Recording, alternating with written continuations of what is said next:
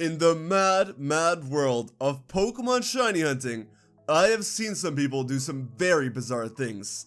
Some people put what would be years and years of their lives into finding and catching a Pokemon with an alternative color palette, and nothing more.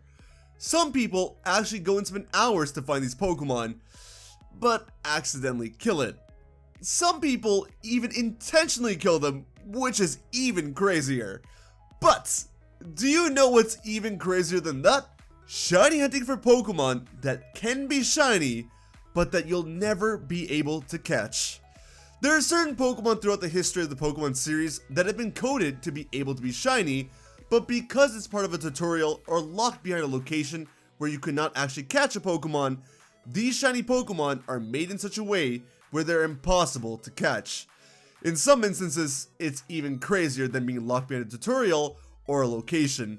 And let me tell you, there is one, and technically two impossible shiny Pokemon that I guarantee 90% of the people watching don't even know about, even the hardcore shiny hunters, because one of these shinies is barely ever talked about.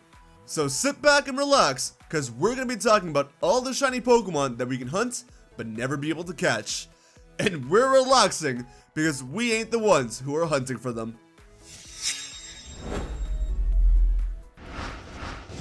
Introduction Shinies. So instead of going through each and every individual shiny and dragging this video out, I'm going to be talking about each of these shinies in groups where I can. And to start things off, the very first possible encounter of an impossible shiny huntable shiny comes in the very introduction of the game, in Pokemon Black and White, as well as Black 2 and White 2. Now, I know Minccino and Cinccino are staples to this channel and some of my all-time favorite Pokemon, but I cannot deny the surprise and frustration they may give you when Professor Juniper just casually throws out a shiny one at the very beginning of the game, before even asking you what your name is. Yeah, the very first Pokemon you see within the game, the Pokemon that the professor throws out to show you what a Pokemon is in this new world, has a chance to be shiny in the 5th generation. A kid new to Pokemon sees this and expects sparkles from every other Pokemon he sees, and then thinks his game is broken when he doesn't see it. The opposite of the one guy who reset his game after getting a faulty purple Mudkip. I have no idea why this was a thing, because this wasn't a thing in prior Pokemon games. But not only did they keep this in the original Black and White games, they also kept it going in the sequels. And I have no idea why. Maybe it was something in the 5th gen engine, but it was definitely a really weird addition to the shiny hunting scene. First, Battle Shinies. Here's where Starly comes into the picture, as well as two other Pokemon, Zigzagoon and Poochyena. Back to back, the 3rd and 4th generations had this mishap where once you get your first Pokemon, your very first battle isn't a rival battle, or a battle against a wild Pokemon where you got Pokeballs. It's against a wild Pokemon where you don't have Pokeballs.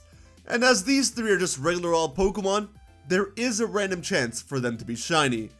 And the worst is easily when you're shiny hunting for a starter in these games, and instead of getting the shiny starter of your choice, you run into one of these three shiny wild Pokemon. Zigzagoon is from Emerald, Poochyena is from Ruby and Sapphire, and was actually shiny locked in Omega Ruby and Alpha Sapphire. But Starly had this thing going on in Diamond and Pearl, and because Brilliant Diamond and Shining Pearl is faithful to its core, you can run into this uncatchable wild shiny Starly in BDSP as well. It is what it is. Tutorial Shinies. Similar to the first Battle Shinies, there are possible Tutorial Shinies when people show you how to catch a Pokemon. The Old Man and the Weedle in Fire Red and Leaf Green, the Ralts that Wally catches in Ruby, Sapphire, and Emerald, Bianca and Purloin in Black 2 and White 2, Bunnelby in X and Y. These tutorials really be doing the most to make sure you cry past the fact that you can't skip them, but even worse than this, not only can the wild Pokemon possibly be shiny, but the Zigzagoon that Wally uses in the 3rd gen games and the Fletchling that the other X and Y protagonist uses can also be shiny just for this tutorial. Yeah, it sucks. Thankfully, once again in Oras, Ralts and Zigzagoon have become shiny locked, but something tells me that other Pokemon in these tutorials can be shiny as well.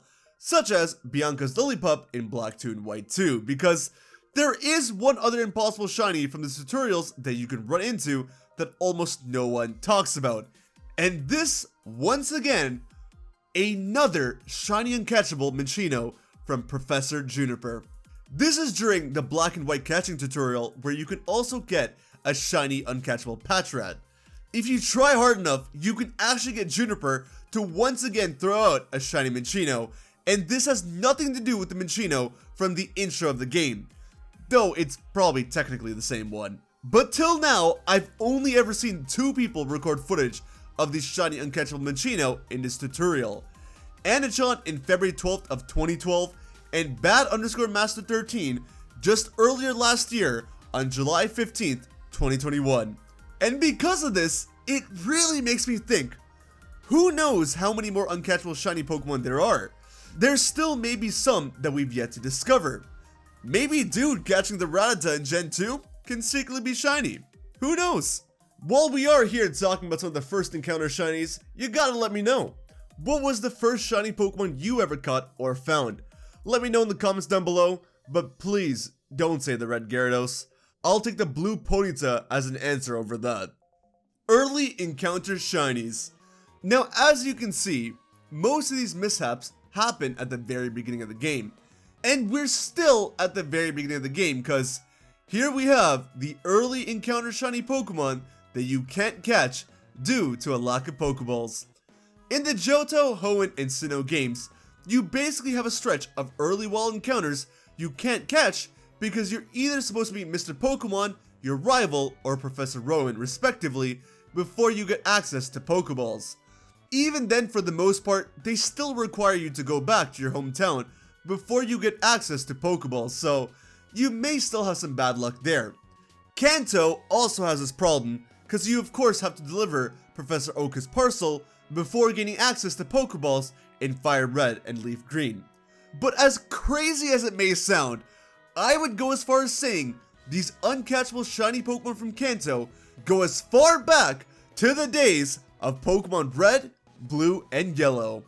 I know, it sounds crazy. For a game that doesn't have shiny Pokemon in it, or color for that matter, how can this even be possible? But you gotta understand, technically, some of these Pokemon can be shiny with the way shinies work in Generation 2, with it mainly being determined by its IVs. Well, technically they're called DVs in that generation, but yeah, there was a chance that when you transferred your Pokemon from Gen 1 to Gen 2, that it surprisingly turned out to be a shiny Pokemon. So with that in mind, I'm sure a lot of us accidentally killed what would otherwise be a shiny Pidgey or Rattata from Route 1, as well as all the other Pokemon you can get right before Victory Road. The only bright side is, I don't think anyone's actually using Gold, Silver, and Crystal's time travel feature in 2022 and beyond. Multiple Horde encounter shinies. As we finally move away from the beginning of the game, we have some crazy luck, or bad luck depending on how you look at it, with X and Y's Horde encounters. In X and Y, there were these certain battles called Horde battles, where you would fight 5 weak Pokemon all at once, rather than fight one regular leveled encounter from that route. And of course, this was a much better method of shiny hunting than regular shiny hunting. The catch is, for you to catch any wild Pokemon from this Horde, you have to knock out their other remaining 4, and most of the time, that's alright. However, there is the slim chance, but oddly enough, not so rare chance on the internet, where you run into 2 shiny Pokemon in the same Horde, meaning that you unfortunately need to take down at least one of those 2 shinies to catch the other. And even worse, if these 2 shinies are for some reason able to take themselves out, you really need to play some next level mind games with the AI here, before it crushes your soul. For all you sickos who deliberately tried to go on the hunt for the double shiny encounter, knowing that you'll never be able to catch one of them, yeah, y'all need therapy, man. Illusionary Shinies. Sometimes, not everything you see is what it seems to be, and that's very much true with both Zoroark and the Haunted Marowak. In Fire Red and Leaf Green, once you use a Cell Scope on the Marowak Ghost of Lavender Town's Pokemon Tower, there is actually a chance for it to be shiny. And because it's a ghost and not a ghost type Pokemon, well, yeah, your Pokeball just goes through it, and it's uncatchable. Give the already planned to be uncatchable Pokemon a shiny, eh? Why, Ayada? Another Pokemon that plays tricks on you, as I mentioned earlier, is Zoroark. So this one's a bit tricky, because it's actually shiny locked, but through other methods, you can actually remove the shiny lock on this event Zoroark to try and shiny hunt it.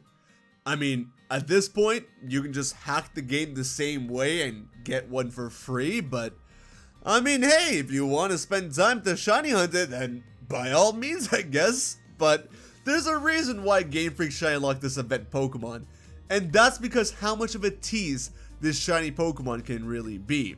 See, this Zoroark actually starts off the battle as one of the 3 legendary beasts, Entei, Raikou, or Suicune.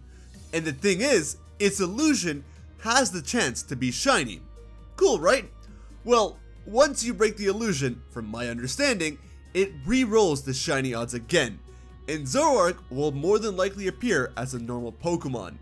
In other words, just because the illusion is shiny, doesn't mean that Zoroark will be shiny.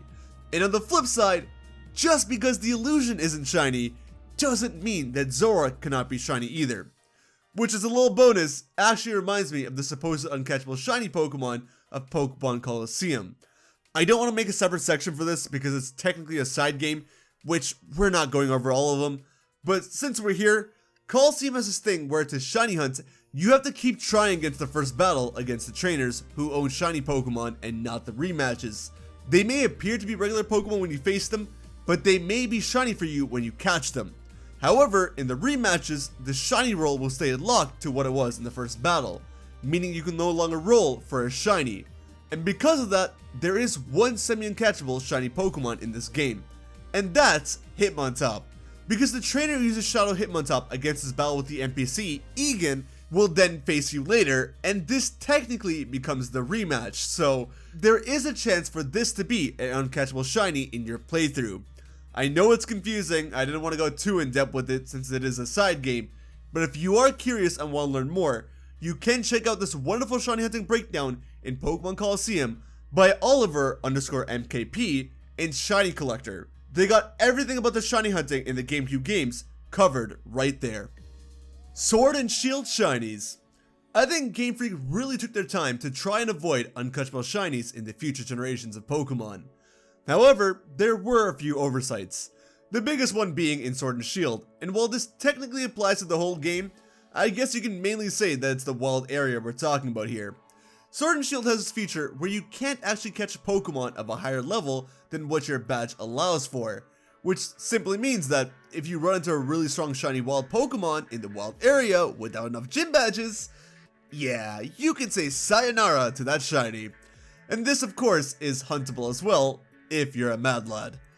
There's also this neat little feature in the Isle of Armor DLC where you can pay NPCs for Pokedex entries that you don't own yet, which I think should be a staple in this series personally, but there's a chance that this entry that they show you could be a shiny Pokemon, which is fine by me, just a cool little Easter egg or a feature there, and for people who don't know what shinies are, when they see this inevitable normal version, it'll be a good way to get them to question things, which I think is pretty fun. Demo Pokemon. Pokemon Auras, Sun and Moon, and Let's Go had demos that people could download and play before the game's release, and this caused some issues for shiny hunters. Both Auras and Let's Go have this thing where the starters of Grovyle, Combusken, and Marshtomp in Auras, and Pikachu and Eevee in the Let's Go games can be shiny, in the sense that they will have a star in the summary screen and the sparkle animation when sent to battle, but they won't appear in their shiny colors.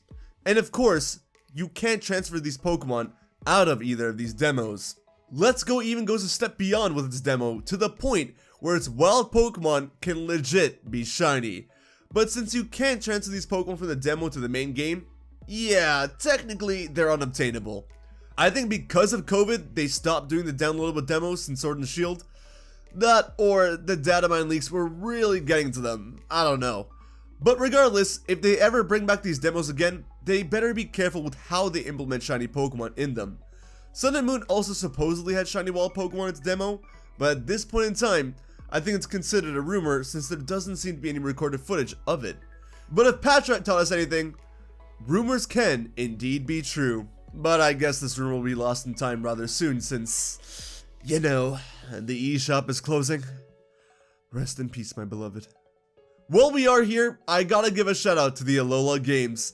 I've always loved Sun and Moon, and I feel like it's underappreciated. But the shiny hunters better love Alola, because outside this demo rumor, there isn't a single unobtainable shiny Pokemon in the Alola games. There is this one shiny Execute on Pony Island that this NPC owns, so you can obtain that one. But honestly, I think it's pretty cool that an NPC owns a shiny Pokemon.